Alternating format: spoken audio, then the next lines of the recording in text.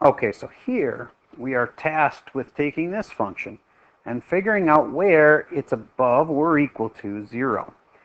And one of the best ways to solve these is to find those roots and then make a quick sketch of the graph.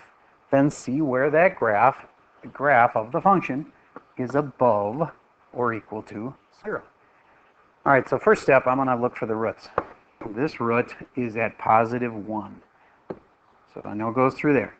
This root is at negative 5, so I know it goes through that spot. And this root is at negative 3, so I know it goes through this spot. Next, what's it doing at each one? Well, this has a 1, and therefore it is a cut through. And since this lead coefficient of this polynomial here is positive, then that means I know it goes up on the right. So that means this graph does something like that as it goes through that spot. Now I could figure out where the y-intercept is, but for my purposes, I really don't need to find the y-intercept by putting in x equals 0. Besides, it's going to be a really big number, big negative number. So I'm just going to have it cut through here, and then, and I understand this might have gone way lower first before it cut through, but that doesn't really matter. Now, what really matters is where is the line above and below this axis, because when it says the function is above 0, that means it has to be above this line right here. All right, so everything up in here is above that line. All right, so now I need to find out what it's doing at the 3.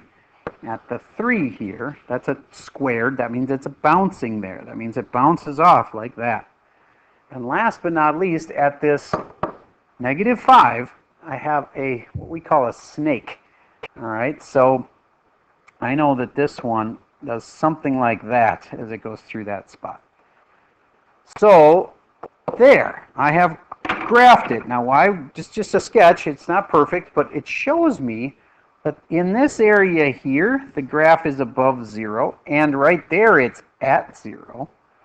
And in this area here, it's above 0, and again at this spot, it's at 0.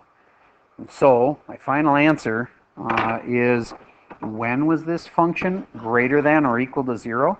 In this interval here and in this interval here.